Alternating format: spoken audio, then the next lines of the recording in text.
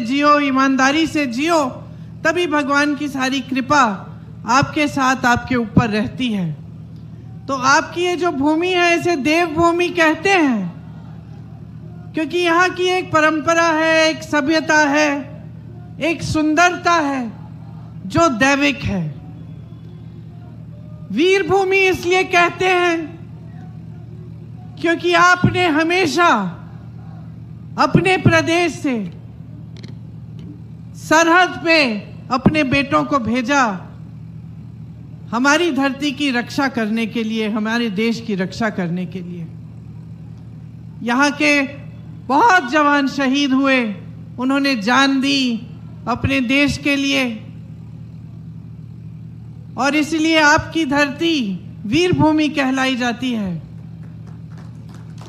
जहां से सैकड़ों वीरों ने हमारे देश के लिए, उसकी अखंडता के लिए, उसकी रक्षा के लिए लड़ाई लड़ी।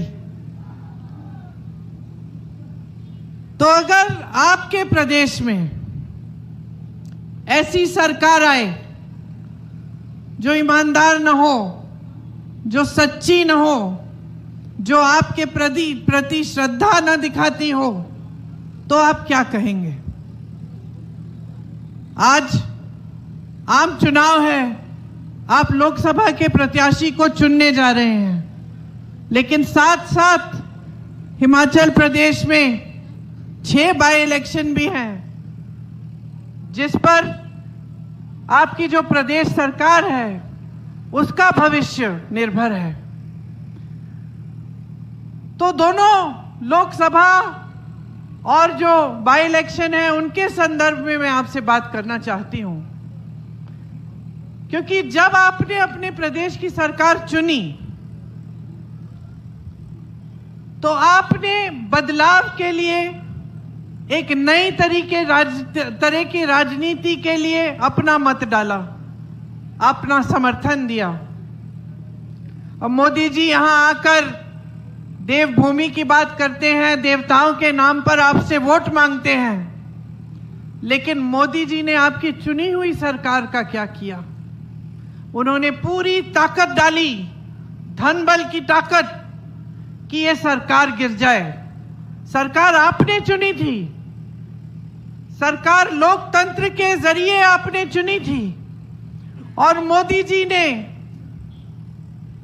पैसे दे देकर, भ्रष्टाचार सबके सामने करके हिमाचल प्रदेश की सरकार को गिराने की कोशिश की। क्या ये ईमानदारी की बात है? क्या आप इसको सच्ची राजनीति कह सकते हैं?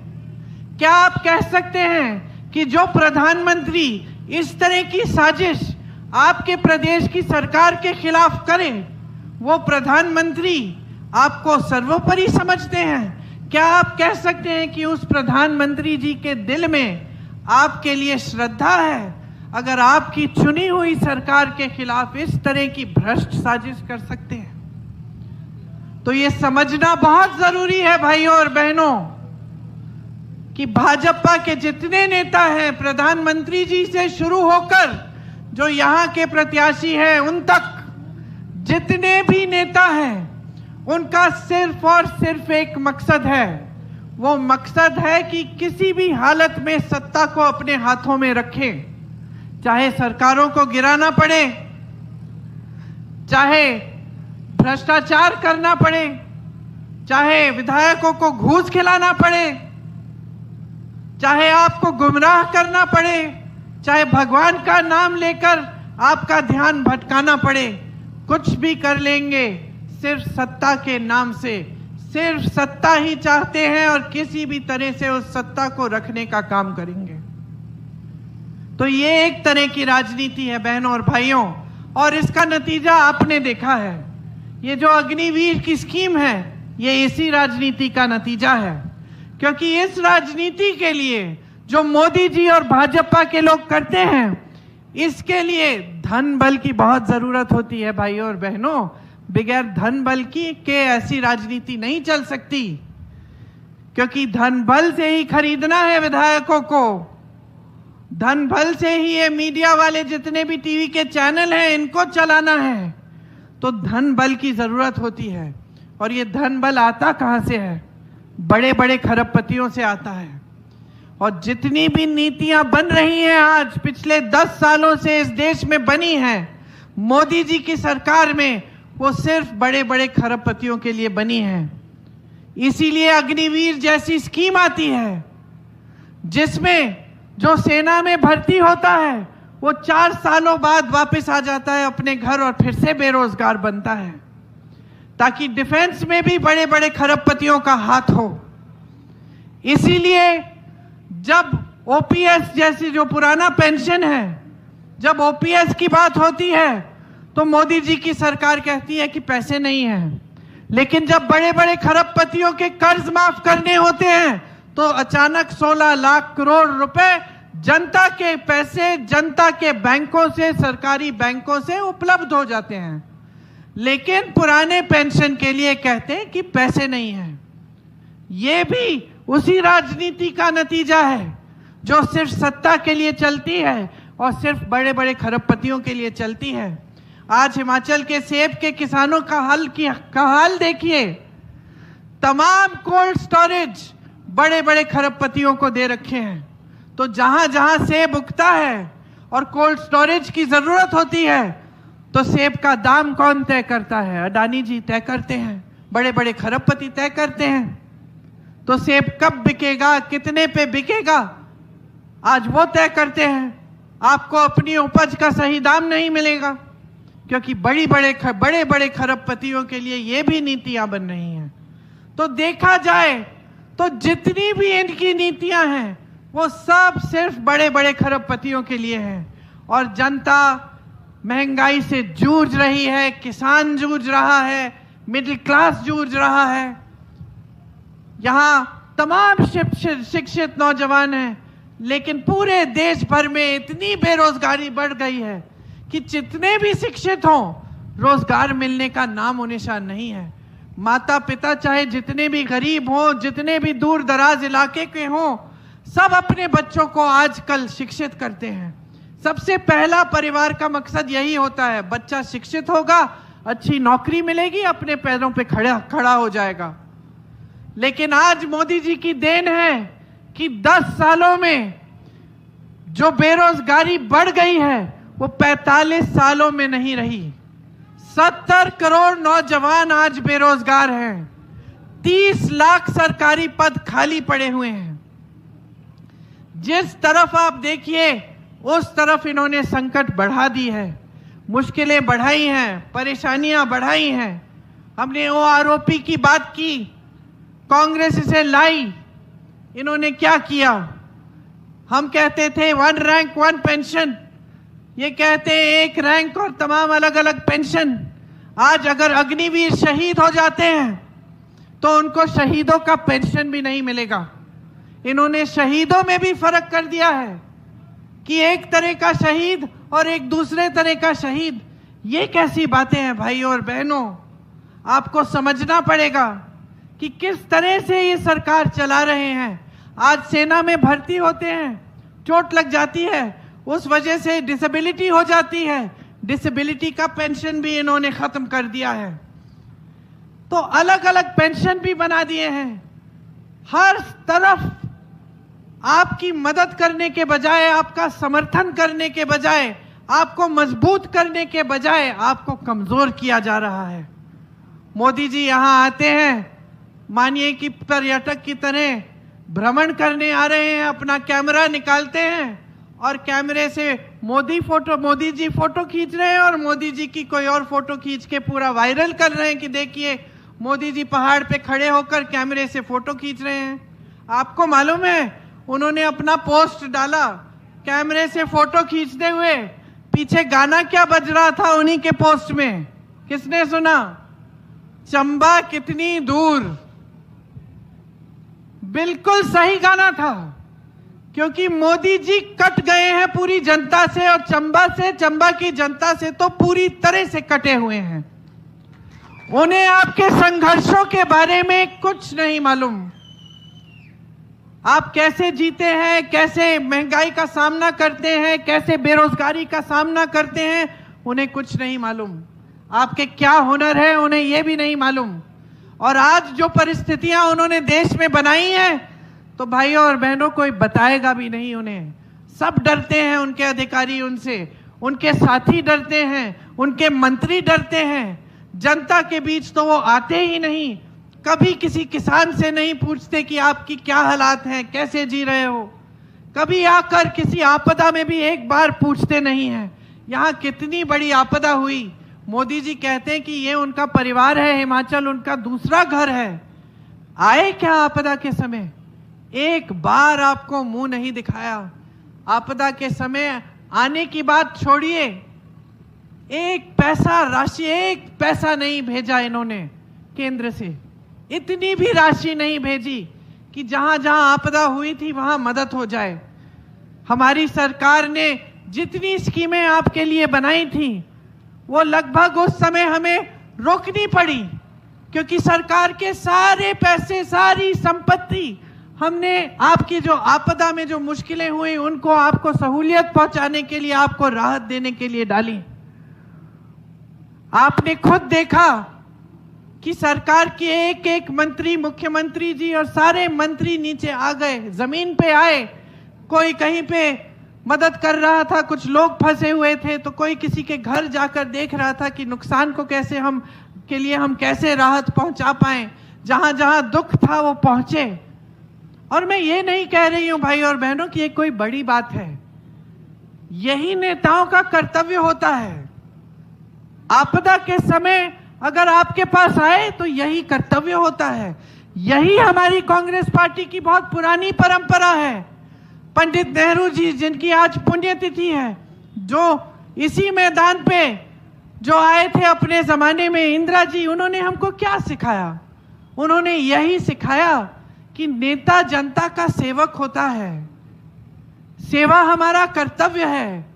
आपदा के समय आपके पास आना है, आपकी मदद करनी है किसी भी तरह से। जितनी भी राशि, जितनी भी तरह से हम मदद कर सकते हैं हमें करनी है। और आपने देखा कि हजारों करोड़ रुपए प्रदेश के खर्च हुए, क्योंकि इतनी बड़ी आपदा आई। बहुत समय में ऐसी आपदा नहीं आई थी। कितना नुकसान हुआ मैंने देखा। मैं हर जगह गई थी, मैंने देखा कि कैसे घर टूट गए थे। एक परिवार में अभी तक मुझे याद है, एक परिवार के 6-7 सदस्य गुजर गए। मंदिर गए थे बच्चों को लेकर और वहां 6-7 सदस्य गुजर गए। उस परिवार के बारे में सोचिए तो कितनी मुश्किलों का सामना आपने किया है बस अभी इन्हीं 1-2 सालों के दौरान। और इस पूरे समय में मोदी जी और मोदी जी की सरकार, ये सारे नेता जो आज आपके सामने खुशी से आकर आपसे वोट मांग रहे हैं, भगवान का नाम लेकर वोट मांग रहे हैं, ये कहां थे? इन्होंने क्या किया आपकी मदद के लिए? अपना कर्तव्य तक नहीं निभाया। उल्टा जो राशि आनी थी वो रोक दी। आज अगर हमारी प्रदेश सरकार जो गारंटी हमने आपको दी थी उसको पूरा करने का काम कर रही है, तो ये एक बहुत बड़ी बात है। क्योंकि इससे पहले जो आपदा आई थी उससे बहुत बोझ पड़ा है हिमाचल की अर्थव्यवस्था पे। तो आप सोचिए भाइयों और बहनों कि इनकी नीयत क्या है, भाजपा के नेताओं की नीयत क्या है।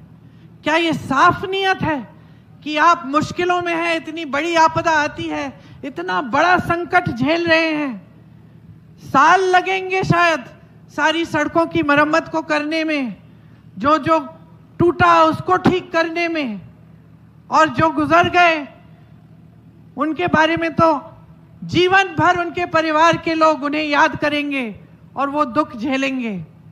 लेकिन भाजपा के नेता, भाजपा की सरकार ने आपको नकारा, और सिर्फ राजनीति की वजह से नकारा।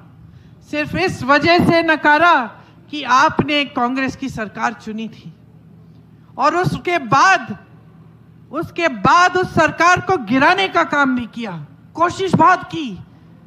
ये तो हमारी सरकार एकजुट रही और हमारे विधायक एकजुट रहे काफी हद तक, इसलिए हमारी सरकार बच गई। लेकिन इनकी बस चलती तो आपकी चुनी हुई सरकार, वही मंत्री जिन्होंने आपदा में आपका साथ दिया, वही लोग चले जाते और एक नई सरकार लाते और सिर्फ सत्ता के लिए राज करते। आपका सिर्फ फायदा उठाते हैं, आपके सामने आकर आपको तरह तरह के झूठ सुनाते हैं। आनंद शर्मा जी बोल रहे थे इनके वादों के बारे में, कौन सा वादा इन्होंने पूरा किया? जितने वादे किए सारे वादे तोड़े हैं। इनकी बातें न गहरी हैं और न आप इन पे भरोसा कर सकते हैं, हल्की बातें हैं। आजकल आप खुद देख रहे हैं कि मोदी जी किस तरह की बातें कर रहे हैं। देश भर में जाकर कह रहे हैं कि कांग्रेस पार्टी के नेता आपकी भैंस चुरा लेंगे, आपके मंगलसूत्र चुरा लेंगे। कैसी बातें हैं ये? कांग्रेस पार्टी 55 सालों से सत्ता में रही, जानते हैं 55 सालों से कांग्रेस पार्टी सत्ता में रही। देश 70 सालों से आजाद रहा है। ये कहते हैं 70 सालों में कांग्रेस पार्टी ने कुछ नहीं किया, लेकिन जो 10 सालों में इन्होंने काम किया है, ये कहते हैं कि ऐसा कांग्रेस पार्टी ने कभी नहीं किया। एक हद तक सच है, कांग्रेस पार्टी ने बड़े बड़े सरकारी कारोबार कभी किसी बड़े खरबपति मित्रों को नहीं दिया। जो इन्होंने 10 सालों में काम कर डाला, नाम लीजिए सरकार के, जो देश के जो कोयले के खदान, बड़े बड़े बंदरगाह, हवाई अड्डे, सब कुछ अपने बड़े बड़े खरबपति मित्रों को सौंप दिया। ये कांग्रेस पार्टी ने कभी नहीं किया। कांग्रेस पार्टी ने इस तरह से विधायकों को खरीद के सरकारें कभी नहीं गिराई, न कभी करेगी कांग्रेस पार्टी। कांग्रेस पार्टी 55 सालों के लिए सत्ता में रही। ये लोग हमको भ्रष्ट कहते हैं, ये लोग हमको भ्रष्ट कहते हैं। 55 सालों में कांग्रेस पार्टी इस दुनिया की सबसे अमीर पार्टी नहीं बन पाई और ना किसी ने प्रयास किया इसे बनाने का। मात्र 10 सालों में भाजपा इस दुनिया की सबसे अमीर पार्टी बन गई है। इसके बारे में क्या कहते हैं आप? कैसे बनी? कहां से आए ये पैसे? किसके पैसे हैं? 60,000 करोड़ रुपए सिर्फ अपनी पार्टी में इन्होंने पिछले 1-2 सालों से खर्चे हैं। और ये मैं नहीं कह रही हूं, एक रिपोर्ट आई है। और भ्रष्ट कहते हैं कांग्रेस पार्टी को, और भगवान के नाम पर आपसे वोट मांगते हैं। कौन से भगवान उतरकर आपको कहेंगे कि इस पार्टी को वोट दो या उस पार्टी को वोट दो? भगवान तो एक ही बात कहते हैं। सारे संतों ने, सारे महात्माओं ने, सारे भगवानों ने एक ही बात कही कि अपना जीवन सच्चाई और ईमानदारी से जियो, सत्य के पथ पर चलो। तो देवभूमि के मेरे भाइयों और बहनों, पहचान लो जो सत्य के पथ पर चल रहे हैं और जो असत्य के पथ पर चल रहे हैं उन्हें भी पहचान लो। यहां हिमाचल में इतने बड़े बड़े काम हुए। आईआईटी खुला, कांगड़ा में निफ्ट खुला, एम्स खुला, सिल्क सेंटर यहां आया, टी बोर्ड के हेडक्वार्टर्स आए, यहां जवाहरलाल नेहरू मेडिकल कॉलेज आया। ये सब किसने बनाया? ये 70 सालों में देश भर में IIT, IIM, ISRO, DRDO, Bhakra Nangal dam, आप नाम लीजिए, बड़ी बड़ी संस्थाएं किसने बनवाई? कांग्रेस पार्टी ने बनवाई। भाजपा के नेता आके एक बार एक संस्था का नाम ले लें जो उन्होंने बनाई। नड्डा जी आए थे, उन्होंने कहा कि जो मेडिकल कॉलेज है जवाहरलाल नेहरू जी के नाम, वो उन्होंने बनवाया है। बताइए, सुबह से शाम तक तो इनके सारे नेता पंडित नेहरू को गाली देते रहते हैं। मेडिकल कॉलेज बनाया कांग्रेस पार्टी में ने, और ये कह रहे हैं, श्रेय लेना चाहते हैं, कह रहे हैं कि इन्होंने बनाया। क्योंकि इनके नाम एक चीज नहीं है। एक आईआईटी, एक एम्स, एक बड़ी सड़क, एक बड़ी संस्था, एक चीज नहीं आपको कहने के लिए। सिर्फ ये कह सकते हैं कि हाँ, जो भी कांग्रेस ने बनाया था हमने अपने बड़े बड़े खरबपति दोस्तों को दे दिया। आपके सामने चुनाव के समय आते हैं तो आपके काम की बात तक नहीं करते। बेरोजगारी शब्द आप उनके मुंह से निकलते हुए कभी नहीं सुनेंगे, महंगाई शब्द कभी नहीं सुनेंगे। कांग्रेस पार्टी इस बार देश भर में कुछ स्कीम लागू करना चाहती है। आपको याद होगा कि जब यहाँ चुनाव हुए थे तो हमने कहा था कि हर गरीब परिवार में जो सबसे बड़ी महिला है उनके खाते में हम 1500 रुपए डलवाएंगे। थोड़ा समय लगा, लेकिन ये काम अब शुरू हो गया है और हिमाचल में ये बजट में भी पास हो गया है और कुछ जगहों में देना शुरू भी हो गया है। हम कह रहे हैं कि इसी तरह से देश भर में गरीब परिवारों में जो सबसे बड़ी महिला है उसके खाते में 8,500 रुपए हर महीने डलवाएंगे। जो सरकारी नौकरियां हैं उनमें से 50% हम महिलाओं को दिलवाएंगे। जो आशा बहू, आंगनवाड़ी और मिड डे मील की महिलाएं हैं उनका मानदेय बढ़ाएंगे और केंद्र से दुगनी राशि भिजवाएंगे। आज किसानों को अपनी उपज का सही दाम नहीं मिलता। हम एक कानून लाएंगे जिससे आपको ये जो एमएसपी है, न्यूनतम समर्थन मूल्य, ये कानूनी तौर पर मिलना पड़ेगा। ये आपका अधिकार बनेगा। आपको भुगतान नहीं मिलता जब नुकसान होता है। हम 30 दिन के अंदर अंदर पूरे देश भर में किसानों के नुकसान का पूरा भुगतान कराएंगे। जब नुकसान होता है 30 दिन बाद आपको पूरा भुगतान मिलेगा। आपके कर्ज माफी के लिए एक स्थायी आयोग बनेगा जिससे अगर किसान को कर्ज उठाना पड़े तो वो किसी भी समय उस आयोग में जाकर उसकी सुविधा ले पाएगा। श्रमिकों के लिए देश भर में हम 400 रुपए का न्यूनतम दिहाड़ी का कानून लाएंगे। उससे कम दिहाड़ी आपको कोई नहीं दे पाएगा। जिस तरह से हमने गांव में मनरेगा का काम किया और उसे बहुत मजबूत बनाया था, लेकिन मोदी जी के राज में वो कमजोर हुआ है, मनरेगा के पैसे नहीं मिलते। हम फिर से मनरेगा को मजबूत बनाएंगे और शहरों में भी हम शहरी मनरेगा लागू करेंगे ताकि शहरों में भी आपको 100 दिन के रोजगार की गारंटी मिले। हमने राजस्थान में जहां हमारी सरकार थी वहां 25 लाख का स्वास्थ्य बीमा हमने शुरू कराया था। उससे जनता की बहुत सुविधा हुई। 25 लाख तक जितना भी इलाज था, हार्ट की सर्जरी, ब्रेन की सर्जरी, कैंसर के लिए जो इलाज, ट्रीटमेंट, वो सारा हो पाया और उसके लिए जनता को एक भी पैसा नहीं देना पड़ा। मैं ऐसे लोगों से मिली जिनका पूरा ट्रीटमेंट हो गया था और उन्होंने कहा कि दीदी सिर्फ मुझे पहचान पत्र बनाने के लिए पैसे देने पड़े। ये कांग्रेस का काम है और यही काम हम देश भर में करना चाहते हैं कि देश भर में स्वास्थ्य बीमा लागू हो, 25 लाख तक आपका पूरा इलाज मुफ्त में हो। नौजवानों के लिए जो 30 लाख पद आज मोदी जी की सरकार में खाली पड़े हैं, उन पदों को भरने का काम कांग्रेस पार्टी सबसे पहले करेगी। और जो स्नातक पास बच्चे हैं उनके लिए एक अप्रेंटिसशिप का प्रोग्राम लाएंगे ताकि स्नातक पास होते ही आपके हुनर को बढ़ाने के लिए आपको एक नौकरी मिलेगी जिससे आपको 1 लाख रुपए सालाना मिलेंगे जब तक आपकी स्थायी नौकरी नहीं होती।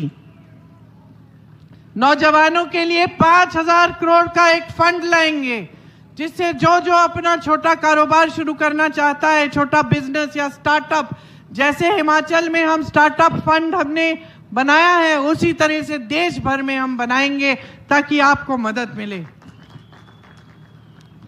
आप शिक्षा के लिए अगर लोन लेते हैं, कर्ज उठाते हैं, तो शिक्षा के लिए जो भी कर्ज उठाएगा वो सारा कर्ज माफ होगा। और अगर किसी सरकारी नौकरी के लिए आप आवेदन पत्र के लिए आप फीस भरते हैं तो वो भी फीस हम रद्द कर देंगे, हटा देंगे। और सबसे बड़ी बात यह है कि जो अपनी अग्निवीर की स्कीम है इनकी, इसको हम पूरी तरह से रद्द कर देंगे। तो देखिए, आपने एक बहुत बड़ा निर्णय लिया प्रदेश सरकार के बनाने के समय। आपने निर्णय लिया कि आप एक सही, सच्ची और ईमानदारी राजनीति लाएंगे अपने प्रदेश में।